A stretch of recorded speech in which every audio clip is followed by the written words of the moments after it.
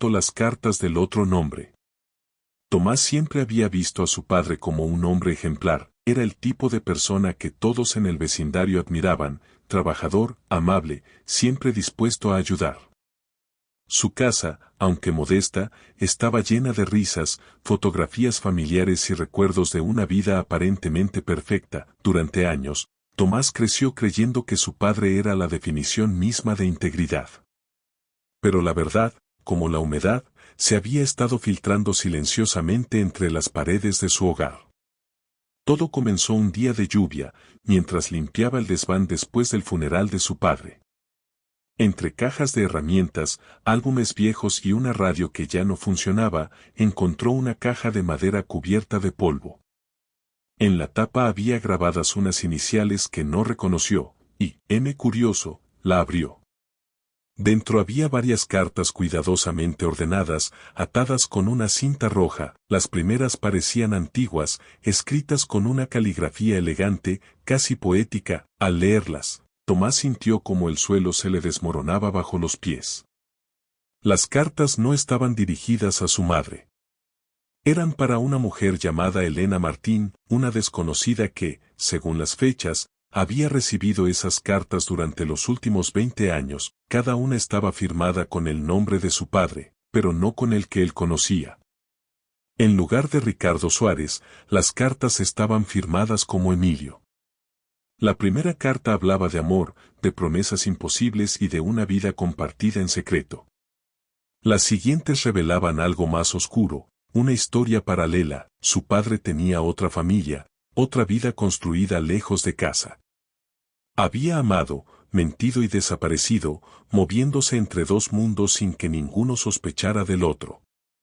Tomás sintió rabia, tristeza y una confusión que no podía poner en palabras. Durante días, no pudo dormir. Cada carta que leía era una puñalada más en la imagen idealizada que tenía de su padre. Había escritos donde hablaba de un hijo, su pequeño Diego, que cumplía años casi el mismo mes que él. La coincidencia era demasiado cruel. Al revisar las fechas y direcciones, descubrió que esa otra familia vivía apenas a 1 hora de distancia. Decidió ir. No buscaba venganza, solo respuestas. El lugar era una pequeña casa amarilla en las afueras de la ciudad. En el jardín, un muchacho de unos 20 años estaba arreglando una bicicleta.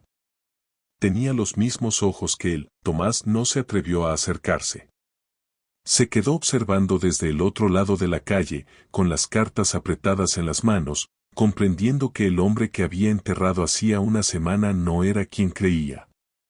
Su padre no había muerto una vez. Había muerto 2, la primera, cuando Tomás abrió esa caja.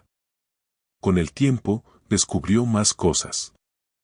Cuentas bancarias, un número telefónico oculto, y una segunda vida llena de viajes de trabajo que ahora cobraban sentido. Su madre nunca lo había sabido. Para ella, su marido era un buen hombre, fiel y presente. Tomás guardó silencio.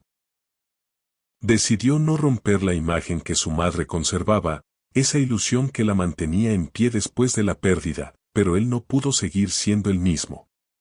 Durante noches, se preguntó cómo un hombre podía dividir su vida de esa manera, cómo podía amar en 2 direcciones sin perderse por completo. ¿Era cobardía, necesidad o simplemente una manera retorcida de no estar solo? Con el paso de los meses, las cartas se convirtieron en su única compañía.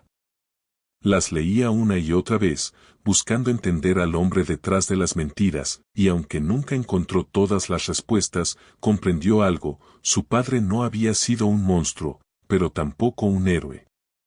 Solo un ser humano, prisionero de sus propias decisiones, tratando de llenar vacíos que nadie más conocía.